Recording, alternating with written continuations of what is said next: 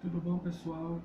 Aqui é o Ivan Lemos, esse é o canal Economia e Análise, e esse vídeo é o segundo vídeo da série para falar sobre dívida pública. Nesse vídeo eu vou abordar sobre o que é o custo da dívida pública, quanto custa a dívida pública.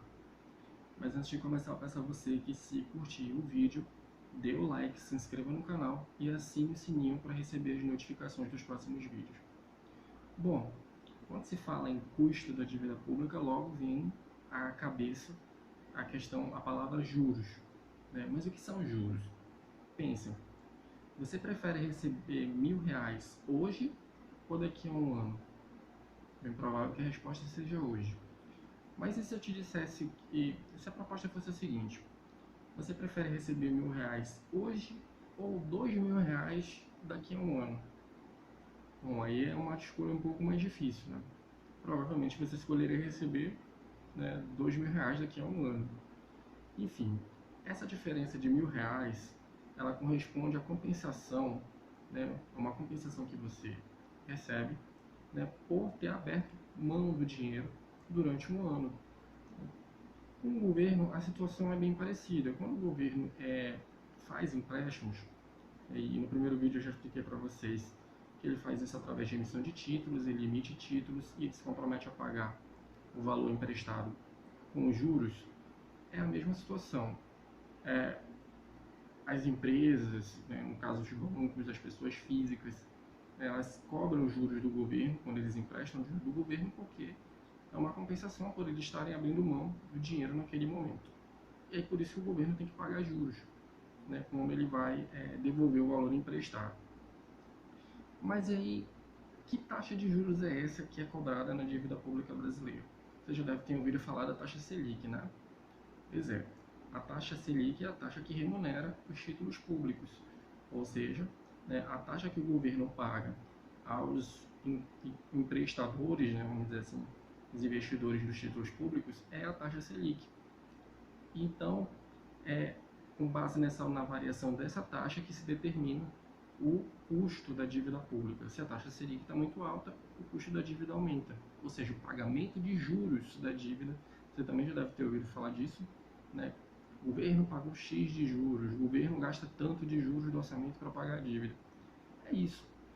Quando a taxa Selic está alta, o governo paga mais juros, né? Paga um valor maior em juros, né, do orçamento. Quando a taxa Selic está mais baixa, a tendência é que o pagamento de juros diminua. A tendência, né? Porque não é só os juros que determinam o nível de endividamento. Né? O nível de endividamento é determinado pelos juros, né, mas também pela capacidade do país de gerar renda. Né? E a capacidade do país de gerar renda é o PIB. Ou seja, o custo do endividamento ele depende da taxa de juros e depende do crescimento do PIB. Quanto menor a taxa de juros e quanto mais o PIB do país cresce, menor é o custo de endividamento. Quanto maior a taxa de juros e menor o crescimento do PIB, maior é o custo do endividamento. E a situação do Brasil é qual? A gente está num processo de queda da taxa de juros, né, e de queda do PIB.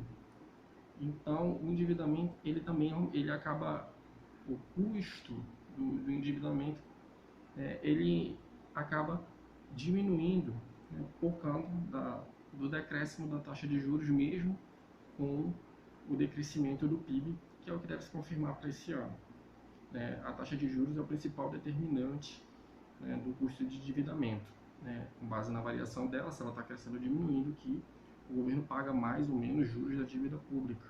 Mas também não é o único determinante do custo de endividamento, também depende do PIB do país.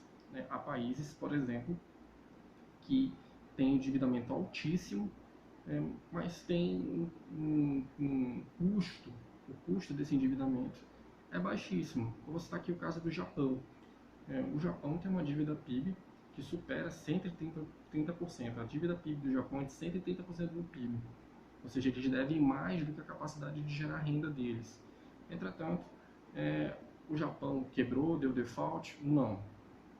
A taxa de juros é negativa no Japão, ou seja, mesmo eles tendo uma dívida alta, o custo do endividamento é baixo. Então, nem sempre olhar só para o tamanho da dívida em si quer dizer que o país está numa situação de quebrar ou de falir, né, como costumeiramente, né, se normalizou dizer aqui no Brasil. Não, na verdade, esse não é o único determinante. Se você tem uma taxa de juros baixa, né, o estoque de dívida mais alto não quer dizer que o país vai quebrar. Ou seja, então, pessoal, fiz esse vídeo aqui para falar sobre o custo de endividamento, né, que é basicamente a taxa de juros, mas também depende do crescimento do PIB, mas os juros têm um peso importante, né? Não só na questão do custo do endividamento, né? E uma questão que se reflete sobre o orçamento, por exemplo, quanto que o governo vai pagar de juros, enfim. Tem tudo repercussões, né, para a gente, né, na nossa vida prática. Né? Ok, pessoal? O próximo vídeo vai ser para falar sobre como o governo paga a dívida pública. Né? E entender essa questão do custo do endividamento vai ser essencial, vai ser importante para a gente compreender o próximo tópico, que é saber como o governo paga a dívida pública, né? Como é que ele faz essa administração da dívida pública. Tá certo, pessoal? Qualquer dúvida, deixe nos comentários, na medida do possível eu vou estar interagindo e respondendo a vocês. Ok? No mais, eu agradeço a atenção, forte abraço, até a próxima.